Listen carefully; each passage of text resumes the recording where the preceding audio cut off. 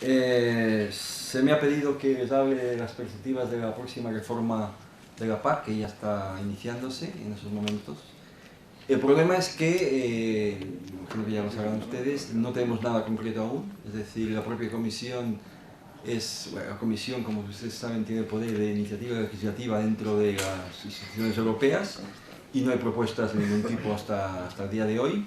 Sabemos que en otoño tendremos una primera comunicación sobre el futuro de la política agrícola común, en otoño sería más o menos octubre o noviembre de este año, y las propuestas legislativas deberían llegar, pues ya lo veremos, después comentaré un poco con más detalle cuándo podrían llegar esas propuestas. En cualquier caso, el marco de este futuro debate sobre el futuro de la PAC no se conoce y, claro, a partir de ahí pocas cosas se pueden adelantar de forma concreta. Voy a intentar en ese sentido pues, esbozar el calendario de la reforma, prever algunos posibles escenarios de negociación y quizás, si tenemos tiempo, definir las líneas fuerzas de este debate, aunque Tomás en este punto va a incidir mucho más que yo. En todo caso, la presentación está a disposición de ustedes, o sea que en principio, si tienen interés, se la pueden pedir. Y yo quizás me limite, por falta de tiempo, a esbozar algunas de las ideas, no todas las que tengo ahí. Bien, de entrada un recordatorio interesante, que es que la reforma de la PAC empezó ya hace unos años, como todos ustedes ya saben, en el año 92, que esta reforma se hace por ciclos bisecuenciales, es decir, en dos etapas siempre. La primera etapa empezó en el 92 y continuó en el año 2000 y su objetivo era sustituir los precios por ayudas directas. El segundo ciclo empezó en 2003 y se completó en el 2009 y básicamente lo que hizo fue que las ayudas directas creadas en el 92 se convirtieron en ayudas desacopladas, es lo que tenemos hoy, en los pagos únicos a la explotación. Y el tercer ciclo empezó en el 2013 con la reforma Cholos y ahí básicamente lo que se aprobó fue un régimen multifuncional de pagos, es decir, aparte de los pagos a renta se unos pagos verdes, un pago distributivo, un pago a jóvenes, etcétera, etcétera, pagos territoriales. Y bueno, se crearon nuevos instrumentos dentro de la Organización Común de Mercados, fundamentalmente se abrió el melón tan importante como después vamos a comentar sobre la política de competencia y la agricultura, los temas de cadena alimentaria, etcétera, etcétera. Y se incorporó también, o se consolidó, un aspecto fundamental para el futuro, y eso ya se lo adelanto, que va a ser la gestión de riesgo. La gestión de riesgo, es decir, los seguros agrarios como instrumento fundamental en las políticas agrarias del siglo XXI. Todas esas reformas son acumulativas, como ustedes ya saben. La que empezó en 2013 tiene que consolidarse con un segundo ciclo, que no sabemos aún si va a ser en 2020, como debería ser en función de los textos legislativos precedentes, o podría retrasarse y llegar un poco más tarde, por los motivos que después voy a comentar, pero fundamentalmente hay uno, y es el Brexit. El Brexit nos condiciona todo debate de la política agrícola común en la medida que la política agrícola común, como ustedes saben, es una política de gasto. Y todas las políticas de gasto, evidentemente, se ven condicionadas por la salida de Gran Bretaña, que, como ustedes ya saben, es contribuyente neto al presupuesto comunitario, y a partir de ahí, si no sabemos cómo queda la negociación con el Reino Unido, cuándo se van, etcétera, etcétera, es difícil, primero, decidir sobre los recursos que tenemos, los recursos propios que nutren el presupuesto comunitario, y en segundo, cómo se gasta. Es decir, que mientras el Brexit esté ahí campando, es difícil abrir el debate presupuestario, no solo de la política agrícola común, sino sobre todo las demás políticas de gasto, la política regional, etcétera, etcétera. Bien, otro recordatorio interesante es el calendario. El calendario de la reforma de 2013, la última, aquí la tienen. Si nos fijamos solamente en la fase legislativa, tardamos 2 años en tomar una decisión a partir de la presentación de las propuestas legislativas. Esto es importante que lo tengamos en cuenta porque quizás nos da ya el timing de la próxima reforma de la PAC, si es posible terminar una reforma antes de 2020, cuando termine el marco financiero plurianual existente. Y después tardamos 1 año después en aplicar la política agrícola común, es decir, que realmente, si contamos desde el inicio, la fase prelegislativa, la fase legislativa y la fase de aplicación, hemos estado 5 años, prácticamente 5 años para ello. Otro tema interesante a mencionar, lo voy a hacer muy rápidamente, son que las actuaciones que ya se han dado en la Unión Europea. Ha habido ya actuaciones preparatorias del año 2016. Todo empezó, y este tema es fundamental para el futuro de la PAC, con el Acuerdo de París sobre el cambio climático. El cambio climático va a ser un elemento clave en la política agrícola común del futuro. En enero de 2016 se creó un grupo de trabajo sobre el futuro de los mercados agrícolas que ha emitido su informe hace apenas unas semanas. Este informe es fundamental porque realmente hace propuestas muy concretas sobre el futuro de la PAC y yo lo aconsejo vivamente que se lo lean con atención porque realmente muchas de las ideas que están ahí van a ser concretadas en los próximos meses. A partir de ahí empezaron los debates dentro del Consejo, ha habido varias presidencias del Consejo de Ministros que han ya tratado en consejos informales el futuro de la PAC, pero de forma, digamos, aún muy general. Después, evidentemente, ha habido el debate sobre el Estado de la Unión, en septiembre de 2016, en donde el presidente Juncker anunció formalmente que en octubre, en noviembre, en otoño de este año tendríamos una comunicación sobre el futuro de la PAC. Fue el primer indicio claro de que las cosas se empezaban a mover y esto va a cumplirse evidentemente. Y a partir de ahí hemos tenido otro elemento nuevo que ha sido en septiembre también de 2016 se ha lanzado una revisión a medio plazo del futuro del marco financiero plurianual de las políticas comunes. Este marco financiero plurianual, como ustedes ya saben, se hace por 5 años. El último se aprobó con la reforma de la PAC en 2013. Se aprobó en ese momento por parte del Parlamento Europeo, se obligó al Consejo a que se comprometiese a hacer una revisión a medio plazo de estas perspectivas financieras. En eso estamos, se ha empezado ya este debate, que incluye, como después voy a comentar, algunos aspectos agrícolas, muy limitados, pero existen, y esto, digamos, también es un primer pistoletazo de salida del futuro de la PAC. A partir de ahí, ya les he dicho, ya ha habido también el fin de los trabajos del grupo sobre mercados agrícolas, que vale la pena leerse, y estamos, digamos, ya entrando en la fase propiamente dicha de negociación en 2017. 2017. Este es el calendario, más o menos, que conocemos, con todas las salvedades que se pueden hacer, porque evidentemente hay cosas que están aún por decidir. Lo principal es entender el ligamen que hay entre los eventos políticos que condicionan directamente las negociaciones agrícolas. No solo agrícolas, sino el futuro de la Unión, pero la agricultura también. Piensen de entrada que el 20 de enero tenemos la era Trump, el inicio de una era totalmente desconocida, que tendrá implicaciones a muchos niveles, sobre todo a nivel comercial, sin duda, y evidentemente tendrá su impacto agrícola. También empezará el año que viene en Estados Unidos la negociación de la futura Farm Bill, la futura política agrícola norteamericana, que debería terminar en 2018, etcétera, etcétera. A partir de ahí tenemos un montón de elecciones de riesgo. En Italia, posiblemente, en primavera, en Holanda, en Francia, en Alemania. Tengan en cuenta que hasta que no terminamos todo ese ciclo electoral y lo terminemos bien, no habrá decisiones en el Consejo, de ningún tipo.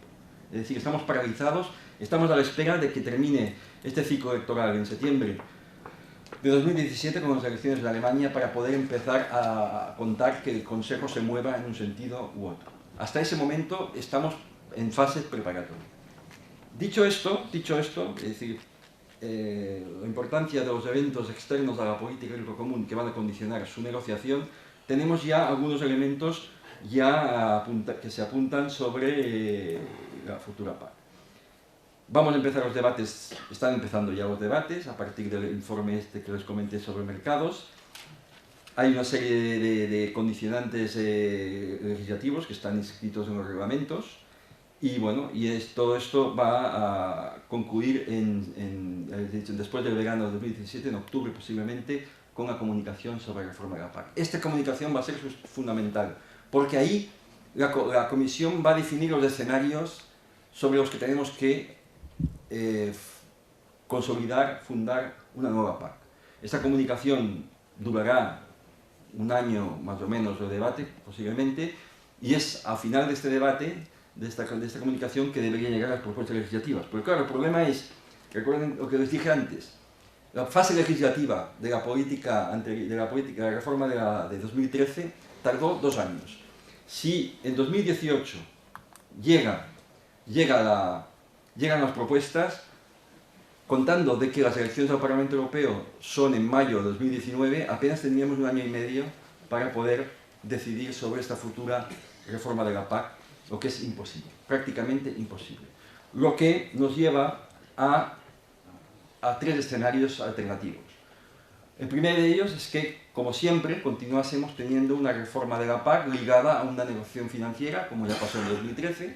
Esto sería lo que está previsto en principio, pero, como ya les digo, es imposible. Prácticamente está descartado porque el Brexit aún no estará en mantillas y con 1 año y medio apenas empezamos a discutir. Es decir, lo más lógico es que esperemos a que haya una nueva comisión, que sea un nuevo comisario que haga las propuestas legislativas. La comunicación, el debate va a terminarse evidentemente con el presidente, con el comisario Hogan y con este Parlamento Europeo, pero las decisiones legislativas van a ser tomadas por la próxima comisión, por el próximo Parlamento y por los ministros de Agricultura que en este momento estén en cada país. Otra posibilidad alternativa, otro segundo escenario, sería que hubiese negociación del presupuesto, pero sin negociación agrícola. Esto también tiene el problema de que posiblemente sin el Brexit es difícil entrar en el meollo de la cuestión financiera si no sabemos cómo va a quedar el presupuesto, tanto a nivel de ingresos como de gasto. Y la última alternativa es ya más probable, al menos es lo que yo personalmente pienso, aunque me puedo equivocar, porque es muy fácil no equivocarse en esos temas de carácter político. Bien, prolongar el marco financiero de 2020 hasta 2022 y empezar a negociar tanto el marco financiero como la política agrícola común de futuro en el 2020-2021 para tener un acuerdo en el 2022 o 2023. Esto sería el escenario más probable. Bueno, ahí no me voy a detener, los parámetros. Ya les he dicho antes que tenemos factores totalmente nuevos. Uno es la dinámica post-Trump. ¿Qué va a pasar con los acuerdos comerciales? ¿Qué va a pasar con el OMC? Vamos a tener embargos tipo Rusia en los próximos, guerras comerciales como ya conocimos con Rusia en los últimos meses, etcétera, etcétera. Va a continuar el Acuerdo de París. Tenemos muchas dudas a nivel institucional y tendrán efectos directos en la política común. A nivel macroeconómico también, evidentemente, estamos cambiando ya de contexto. La austeridad fiscal está terminando, estamos ya en una fase de políticas expansivas a nivel presupuestario en todo el mundo, prácticamente todo el mundo, excepto quizás en Europa, pero siempre vamos los últimos. Volvemos a una época de inflación, que teníamos casi olvidado. Los tipos de cambio van a cambiar, bueno, están cambiando ya. Quizás vayamos a una paridad dólar-euro, los tipos de interés están cambiando. Es decir, que la situación macroeconómica también va a evolucionar de forma muy distinta y esto tendrá su incidencia en la política agrícola común. Entonces, a partir de ahí, ¿cuáles son los trabajos legislativos en curso? Ya lo avancé. Hoy estamos discutiendo lo que se llama la revisión a medio plazo del marco financiero.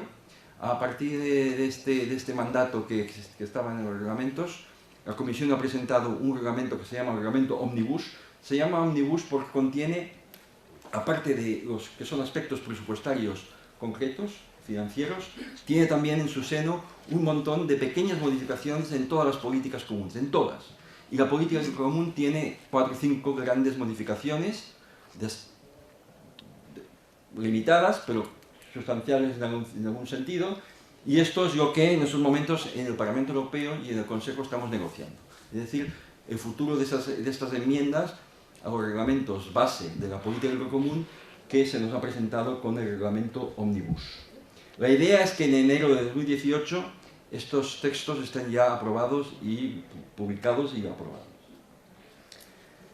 ¿Qué es lo que propone el Omnibus? Yo no sé si vale la pena que lo indique. Son temas muy concretos, la definición de agricultor activo, también la definición de jóvenes agricultores, los pagos acoplados, pues hay algunos elementos de desarrollo rural, como por ejemplo poner más énfasis en los instrumentos financieros, es decir, instrumentos crediticios en el futuro de la política de desarrollo rural. En la gestión de riesgo, es decir, los seguros agrarios, también se hacen algunas mejoras importantes, y en mercados muy poquitos.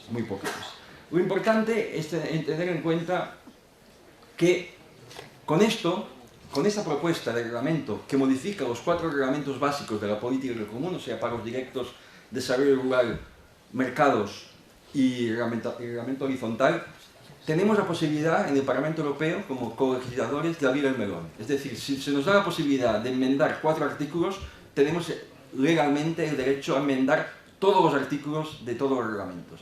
Y esto es lo que vamos a hacer en el Parlamento Europeo. Es decir, sin traicionar a nadie, puedo ya avanzar de que el Parlamento Europeo va a ir mucho más lejos de lo que la Comisión nos propone. ¿Y qué va a hacer? Pues en principio lo que estamos nosotros pensando es modificar sobre todo la relación común de mercados, es decir, todos los aspectos de cadena alimentaria, en la medida que las enmiendas no tengan coste presupuestario. Es decir, nos hemos autoimpuesto una regla, el Parlamento, los diputados han impuesto una regla, que es, vamos a presentar más enmiendas de las que la Comisión contaba en principio y el Consejo contaba, pero con una condición: no debe haber coste presupuestario. ¿Por qué? Porque el marco financiero sigue siendo el mismo y no podemos modificarlo. Entonces, ¿dónde está el gran campo de trabajo donde no hay coste presupuestario? Pues está en los aspectos regulatorios. ¿Qué es? Derecho a la competencia, organizaciones de productores, interprofesionales y aspectos en general ligados a la cadena alimentaria. Ahí es donde nosotros vamos a incidir con fuerza, al menos lo vamos a intentar, a unas sabiendas de que en el Consejo los estados están divididos, algunos están por la labor, es decir, para ampliar el debate, otros están defendiendo circunscribirse simplemente a lo que la Comisión ha propuesto. Pero nosotros en ese sentido vamos a jugar esta carta, sabiendo también además de que si no conseguimos nuestro objetivo en este debate sobre el Omnibus, que como he dicho antes debería estar aprobado antes de finales de año, tenemos una segunda oportunidad, y es de que, siguiendo las conclusiones de este grupo de trabajo sobre mercados agrícolas, que les he dicho antes y les repito, vale la pena leerse con mucha atención, siguiendo las propuestas de este grupo de trabajo que se creó y que ha emitido su informe en noviembre de 2016, la Comisión está obligada a presentar propuestas legislativas en los próximos meses. Lo ha dicho y lo va a hacer. O al menos va a presentar un informe, y posiblemente con propuestas. Y es así que las cosas que no estén aprobadas dentro del Omnibus podrían ser retomadas en una segunda ocasión por parte del Parlamento y por parte del Consejo dentro de la discusión de los aspectos no presupuestarios de la OCM. A la espera, evidentemente, de que un día tengamos un debate en profundidad sobre el futuro de la PAC. Pero ya les digo que con los límites presupuestarios que tenemos con el Brexit por en medio, hasta 2020, 2021 es difícil que tengamos propuestas en concreto. Entonces, bueno, esto voy a pasar. ¿Cuáles son los temas? No sé cómo voy. ¿Eh? 15 minutos más. Ah, yo pensaba que tenía solo 20 minutos. No. Bueno, vale. Bueno, pues entonces, ¿cuáles son? Claro, poco se puede decir, ya les he dicho antes, no tenemos nada concreto, pero lo que cuenta ahora es hacer las buenas preguntas. Nos tenemos que empezar a hacer las buenas preguntas y como buenos estudiantes, después estudiarnos las respuestas más adecuadas a estas buenas preguntas. ¿Cuáles son las preguntas? ¿Cuáles son los temas que están en el tapete y que habrá que en un momento determinado decidir? Pues primero, ¿cuál es la arquitectura de la futura PAC? Algunos ya hablan de 3 pilares, aunque el contenido de los 3 pilares difiere mucho en función de quién los propone. Unos hablan, por ejemplo, de que la relación común de mercados y los mecanismos de gestión de riesgo tengan un pilar propio, distinto a los pagos directos. Otros sugieren agrupar en un único pilar los pagos directos y el desarrollo rural, de tal forma que los puentes entre los dos apartados de la PAC fuesen mucho más fáciles, etcétera, etcétera. Otros insisten en que ha de haber una plurianualidad, tanto en pagos directos como en desarrollo rural, etcétera, etcétera. Unos dicen que tenemos que convertir la política agrícola común en una política territorial pura, cada vez más territorial, es decir, siguiendo el modelo de los pagos directos a la hectárea. Otros dicen que deberíamos llegar hacia una política alimentaria que cubriera otros aspectos que no sean los aspectos territoriales. Los debates están ahí y sobre esto hay que pensar y decidir. Decidir qué queremos desde Castilla-La Mancha y desde España en general. Segundo, sobre los aspectos presupuestarios. El presupuesto de la política común va a ir a menos. Esto es una obviedad. Una obviedad porque sin Gran Bretaña, si los británicos se van, que aún está por ver, pero si se van, el presupuesto de la PAC va a bajar y a partir de ahí también va a haber una redistribución interna de los presupuestos. ¿A costa de qué apartados va a disminuir la PAC? ¿Y a favor de qué?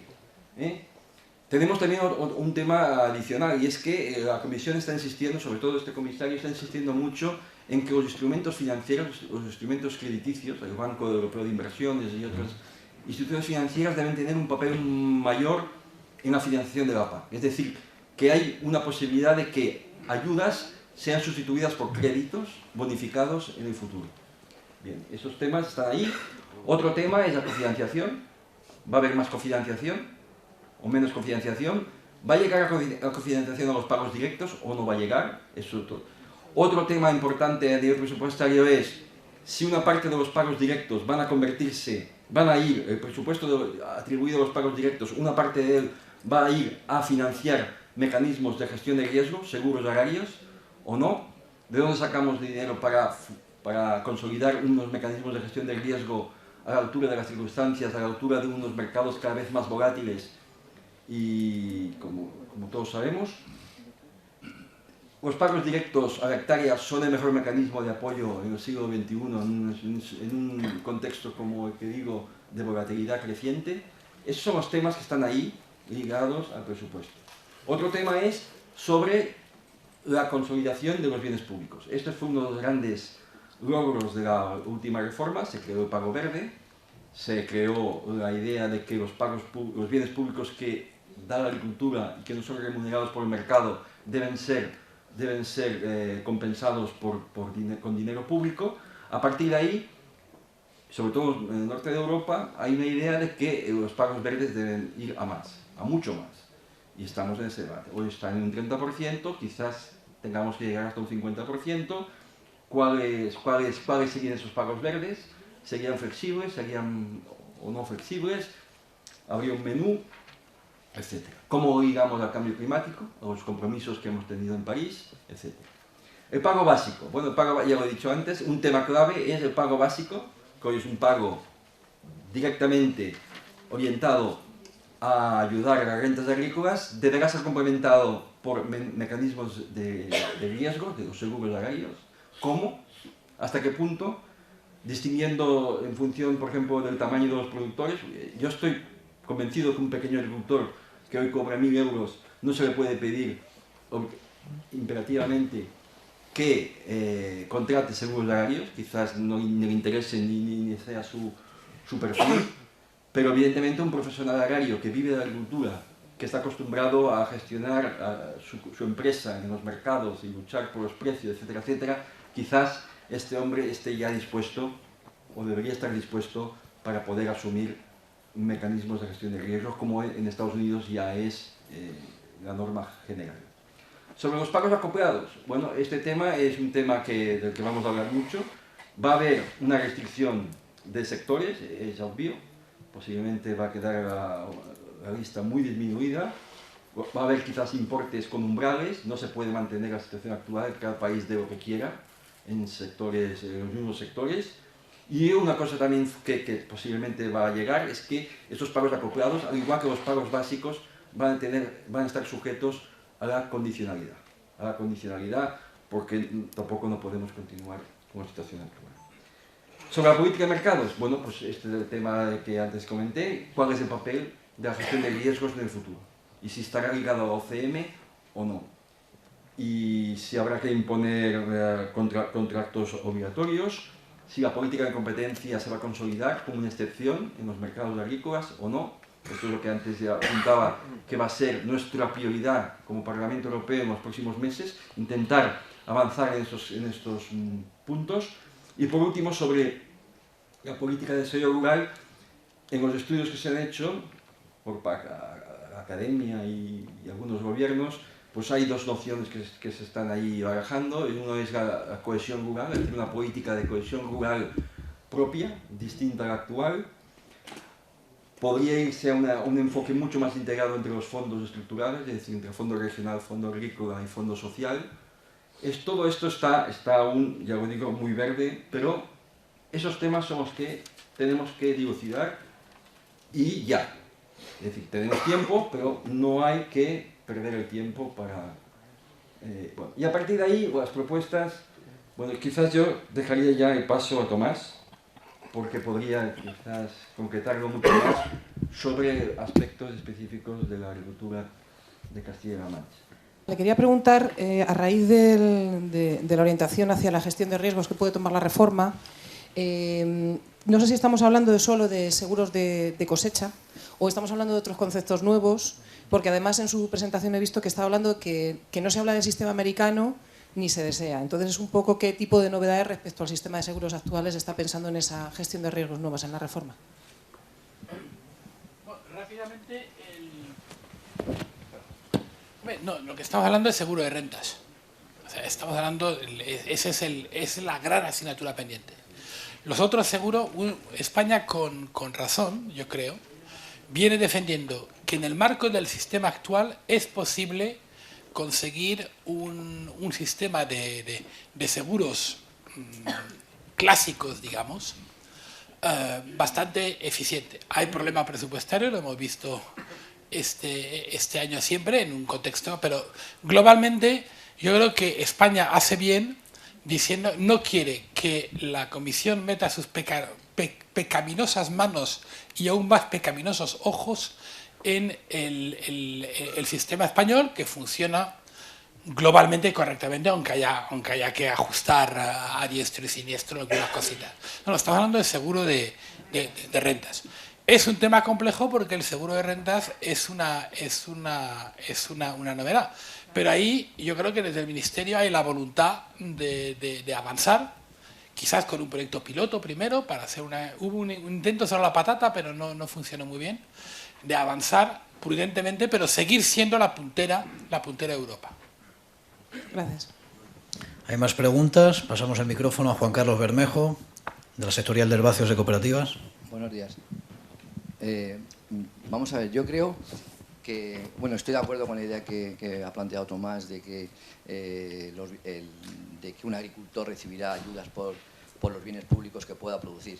Pero creo también que sería interesante hacer una definición exacta de los distintos bienes públicos, porque quizás en unas zonas un bien público no tenga ninguna importancia y en otras sí lo tenga. Me explico. El otro día daban una noticia que, por ejemplo, la provincia de Ciudad Real está disminuyendo su población en un 4%. España tiene zonas dentro del territorio con una demografía tan escasa que a lo mejor solamente el hecho de que haya agricultores en una zona es un bien público. En otras zonas será un bien público, será un control medioambiental, etcétera, etcétera. Pero yo creo que no estaría mal que la Unión Europea hiciese una lista y una definición exacta de bienes públicos que se pueden aplicar en cada país. Eso es todo. Podéis contestar y aclarar, Albert. Bueno, ha habido muchos intentos, lo que pasa es que es difícil y bueno, es imposible que la Comisión decida sobre los bienes públicos que cada país pueda. Se puede hacer un listado más o menos flexible y a partir de ahí, dentro de este menú, cada uno. Ahora bien, tampoco no hay que generalizar mucho la definición de bienes públicos. Es decir, si despoblamiento es un bien público, bueno, es que podríamos llegar a muchas. Quizás hay objetivos de política de desarrollo rural que no precisan ser definidos como bienes públicos. El despoblamiento es uno de ellos. Por el contrario, a veces es verdad que hay una tendencia por los académicos de circunscribir los bienes públicos a los temas medioambientales, y eso es verdad, pero por ejemplo los fallos de mercado podrían ser un bien público, atajar los fallos. Es decir, que hay un debate a plantear, pero yo creo que en cualquier caso la flexibilidad va a ser la norma para esto. Si tú consideras que los bienes públicos es fijar población en zonas donde hay mucho abandono, es una pregunta pasada. ¿Estás planteando que el dinero de la PAC sirva para instalar emigrantes que están ahora en Grecia? Porque tengamos, claro, hay que, si la manera más eficaz de fijar población en zonas abandonadas quizás no sea una agricultura extensiva cerealista que puede trabajar fácilmente con... Bueno, mi mujer es de Palencia, todos los agricultores de la zona, desde que tenemos buenas carreteras, viven en Palencia porque allí es donde están los colegios, la mujer, el tal. Y van a trabajar a Paredes de Nava o a Fuentes o lo que sea, van a trabajar a la oficina, como yo que tardo 3/4 de hora en Madrid, trabajan y tienen tal. Con lo cual, la agricultura de por sí no tiene por qué ser fijadora de población. En cambio, podría ser una idea muy interesante y eso les gustará a muchos que quieren recortar el presupuesto agrario, el utilizar el presupuesto agrario para fijar población emigrante que está ahora mismo en Grecia. Eso podría ser... Hay que tener mucho cuidado con las ideas que se van planteando en el ámbito europeo porque te pueden dar la vuelta claramente. No creo que fijar población pueda ser un bien público objeto de la política agraria. Para esto tiene que haber otras políticas que no son la política agraria. Si no, vamos... O sea, porque al mismo tiempo uno de los objetivos que tenemos es una agricultura competitiva, empresarial, orientada al mercado, que produzca alimentos de calidad a un precio razonable por los consumidores. Y eso entra en contradicción con fijar población si no es... Entonces, yo no creo que las ayudas públicas, las ayudas directas sean el instrumento. Otra cosa podría ser el desarrollo rural, el desarrollo regional y tal, pero eso es... esto planteado en Bruselas es un peligro porque podría transferir fondos de un sistema que hoy en día está pagado a 100% por la comunidad a un sistema cofinanciado, lo que sería una mala noticia para España, o transferir fondos de la política agraria a la política regional. Tenemos una pregunta ahí en la penúltima fila, por favor. Se presenta, creo que de Guadalajara, ¿verdad? José Luis Delgado de Guadalajara, gracias, de COAG. Partiendo de la realidad que comentaba Tomás, en los desequilibrios en los pagos base y la necesidad real también de buscar una vía alternativa que cubra las pérdidas de renta a través de los seguros, yo quería plantear si el hecho mismo de que los pagos base actualmente se hagan y se ejecuten por hectárea en una tarifa plana, muy atomizados, porque al final cobran ayudas prácticamente todos. Si no sería más interesante primero concentrar en los auténticos profesionales, los que desarrollan, invierten y viven exclusivamente de la agricultura, que evitaríamos esa dispersión de fondos, y como medida secundaria trabajar la línea de seguros, pero modificar el actual sistema de repartos del primer pilar, porque realmente lo que no está funcionando es eso, es lo que yo por lo menos personalmente entiendo. Una ayuda por explotación que garantice el futuro de las inversiones y un complemento a través de los seguros agrarios, pero priorizando y concentrando los fondos en los auténticos profesionales del sector. Muchas gracias. Brevemente, porque vamos a dar un par de preguntas más, 3. Pasamos el micrófono aquí a la primera fila, por favor, Tamara, y vamos contestando a nuestro amigo de Guadalajara, de COAG. Yo creo que el concentrar las ayudas en los auténticos profesionales quiere decir que la administración tiene que ir a la caza y captura de los auténticos profesionales. Y yo creo que esto es complicadísimo y además fruto de arbitrariedades y además quien hace la ley hace la trampa. Yo prefiero con creces un sistema en que sean los auténticos profesionales que llamen a la puerta de la administración para pedir para definirse. ¿Cómo? Asumiendo seguros. Si asume un seguro, es que tiene algo que asegurar, tiene una actividad económica que asegurar y por lo tanto se define. Otra cosa que tú planteas y es muy interesante es el tema de la equidad. Es decir, una vez que se paguen los seguros, pero eso ya es un tema de discusión política entre los distintos partidos políticos, los que le dan más prioridad a la equidad y más prioridad a la eficiencia, pero se podría plantear perfectamente que la subvención por seguros agrarios pues sea en porcentaje menor o sea mayor para las primeras 20 o 30 o 40 hectáreas o X hectáreas y para menos, o que sean las primeras 100 hectáreas de cada agricultor. Es decir, ahí hay mecanismos de equidad social que se pueden incorporar si esto políticamente se quiere. Pero prefiero con creces un sistema de autoidentificación a un sistema de caza y captura al lazo por la administración. El debate no termina aquí, en todo caso. Albert, añade lo que consideres para dar la palabra a José María, a Víctor y a mi amigo de los Llévenes. Y vamos a ir cerrando para tomar un cafetito, hacer una parada técnica, porque la mesa nos va a dar también mucho juego. Adelante. No, respecto de cortar en rodajas, primero concentrarnos en modificar o mejorar unas cosas y después atajar el problema de los horarios. El problema es que las reformas de la PAC son cada 5 años, es decir, el calendario es el calendario y no podemos tampoco ir esperando infinitamente. Y es posible, bueno, seguro, que cuando discutamos sobre el nuevo diseño de los pagos básicos, de los pagos directos en general, es cuando vamos a incorporar el tema de los seguros horarios. Va a ser simultáneo, obviamente, en el próximo debate. Por otro lado, en cuanto a lo que antes tú comentabas de lo fácil que lo tenemos nosotros o más fácil que otros países para imponer un seguro de rentas, está claro, nosotros tenemos un sistema de módulos que automáticamente ya está pensado, en su momento cuando se definió, ya estaba pensado para que en el último extremo, el caperuzón, fuese ya seguro de rentas. Es decir, que nosotros estamos muy bien preparados en comparación a otros. Claro, el problema de lo que tú dices es de que únicamente sea seguro de rentas lo que se baraje en la próxima reforma de la PAC. Esto nos sirve a nosotros porque tenemos ya los otros sistemas ya cubiertos. Pero claro, es que nos encontramos que prácticamente todos los países de la Unión Europea no tienen seguros, ni de cosechas, ni de nada. Es decir, que de un modo u otro, en los demás países, el incentivo para el seguro de rentas tiene que venir acompañado por el seguro de producción, es evidente. Y esto también significa más flexibilidad para que los estados se decidan por un formato u otro. Y por último, en cuanto al tema de la equidad, bueno, yo publiqué un artículo sobre ese tema. Yo creo que un tema es interesante porque podemos avanzar muchísimo sobre la equidad. De hecho, a partir de la equidad podemos liberar dineros que podrían facilitar una redistribución de presupuesto en favor de gestión de riesgos, etcétera, etcétera. Es evidente, podemos poner techos a ciertos tipos de exportaciones, por dimensión, etcétera, etcétera. Pero claro, el problema es que no solo estamos hablando de equidad, que va ligado a la eficiencia y a la competitividad, sino también estamos hablando de bienes públicos y podemos encontrarnos que quizás, bueno, al menos los estudios dicen, que las grandes exportaciones son las que más bienes públicos procuran.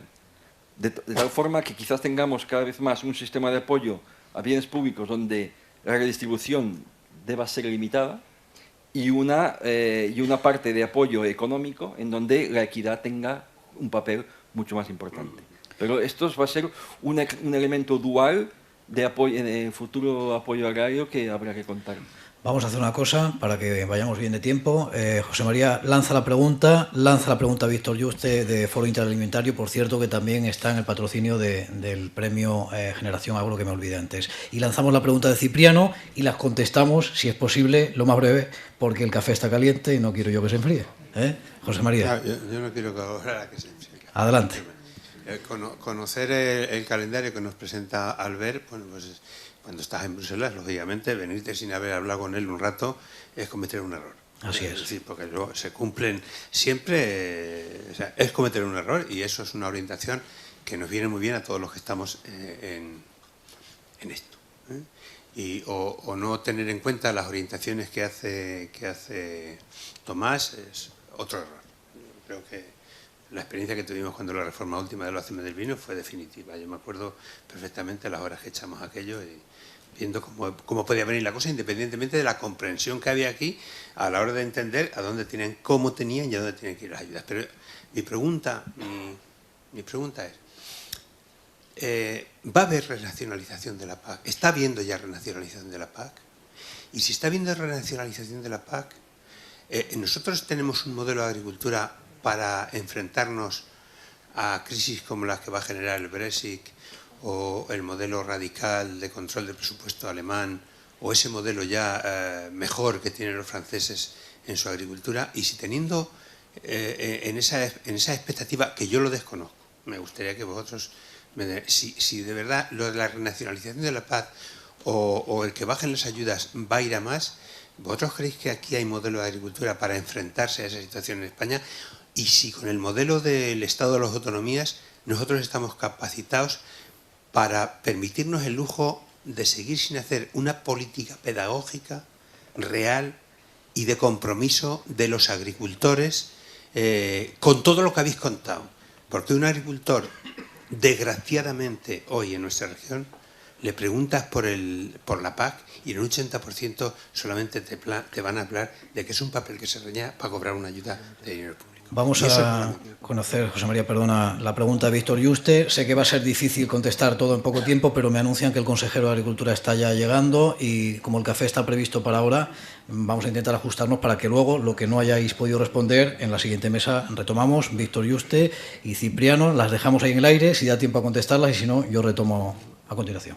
Gracias, Jorge. Muy brevemente, aparte de facilitar a Albert y a Tomás, porque bueno, yo creo que su experiencia, su bagaje y lo que os queda por delante, bueno, se ha puesto de manifiesto en estas exposiciones. Quería un poquito, mover un poquito el foco, ¿vale?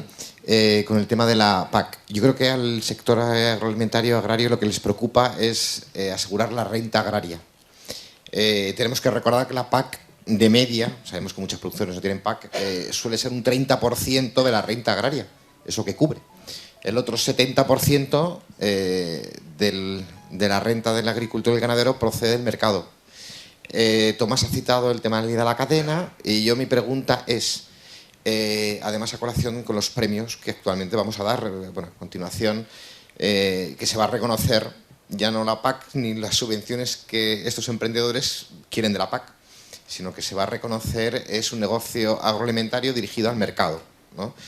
Mi pregunta es, ¿podemos lograr que, con independencia que la PAC ayude a mantener una renta agraria, podemos hacer que los agricultores y ganaderos de este país, en concreto de esta comunidad autónoma, ganen en eficiencia, ganen en innovación, ganen en nuevas formas de gestión o nuevas formas de producción para asegurar esa renta agraria y, por supuesto, para que sean un eslabón más fuerte dentro de la cadena agroalimentaria de este país? Hay que tener en cuenta que sin agricultores y ganaderos el resto de la cadena sobraría y los consumidores nos quedaríamos, por supuesto, sin alimentos buenos, sanos y, por supuesto, también al mejor precio posible. Gracias, Víctor. Pasamos el micrófono 2 filas atrás para conocer la pregunta de Cipriano y ahora yo refresco la memoria. Preguntaba Fresneda si se va a regionalizar la PAC.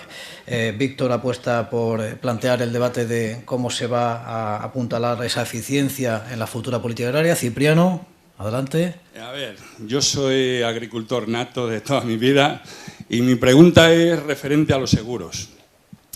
Yo he venido asegurando mis almendros muchos años atrás y me aseguraban 700 kilos por hectárea. Llega el 2015, soy capaz de tener más de 1.500 kilos por hectárea, con ello asegurado. A partir del 2016 y el 2017, o sea, para esta campaña que estamos, me aseguran nada más que 300 kilos. Eso es ridículo. Para mí 300 kilos, después de haber tenido 1.500 kilos en el 2015, ¿cómo voy a hacer seguro de esa manera? Eso es tirar el dinero. Me cuesta muy poquito dinero, pero con eso no va a ningún lado. Vale. Porque es que de lo que te aseguran, te pagan, lo sabrán ustedes, al 70%. O sea, el 70% de 300 kilos nos quedamos el nada y menos. Vamos con las respuestas. Entonces, perdón un momento. Entonces, yo tengo el seguro hecho con la idea de que me tienen que ampliar kilos, digamos. Me han hecho revisión para ver si me amplían. Con la condición de que si no me amplían esto, pues que yo rompo el seguro. O sea, que no voy a ningún lado. Muchas gracias. Gracias, Cipriano. Regionalización, que preguntaba Fresneda. Renacionalización, adelante. Y bueno, Víctor, eficiencia, seguros. Bueno, seamos por favor, claros. Muy breves. Seamos claros, en la Unión Europea no hay nadie, incluso los más euroescépticos, que hablan de renacionalizar la PAC. Lo que pasa es que habría que ver la interpretación que le damos del contenido de esta palabra. Para mucha gente, por ejemplo, aumentar la cofinanciación significa renacionalizar, y no es verdad. Es una pura mentira. Podemos aumentar la cofinanciación, podemos incluso cofinanciar los pagos directos y no estaremos en una política renacionalizada. Seguiremos teniendo una política común, sobre todo si tenemos aspectos regulatorios, como antes hemos comentado, tan importantes como derecho a la competencia, etcétera, etcétera, la cadena alimentaria y muchos otros elementos que se definen a nivel comunitario. Y hay elementos que deben ser definidos a nivel comunitario. Otra cosa, y es que la política agrícola común no tiene que ser la única política agrícola. Toda política agrícola común necesita al lado una política agrícola nacional o una política agrícola regional. Porque no todos los temas que corresponden a nivel comunitario. Estamos en un sistema multinivel y a cada nivel le corresponden unas responsabilidades. Hay temas que se tienen que decidir a nivel comunitario porque es el mejor nivel de decisión, otros a nivel estatal y otros a nivel autonómico. Y el problema es que, tristemente, en España y en las comunidades autónomas prácticamente no hay políticas agrarias propias. Este es el problema. Y hay responsabilidades que están ahí y que se están digamos, asignaturas pendientes que se están heredando, porque no hay políticas propias, el mercado fundiario, la concentración de cooperativa, etcétera. Hay 20 jóvenes agricultores, hay cantidad de elementos que son responsabilidad de las autoridades nacionales y ahí necesitamos políticas propias. Yo a Víctor le diría si se puede, por recoger un...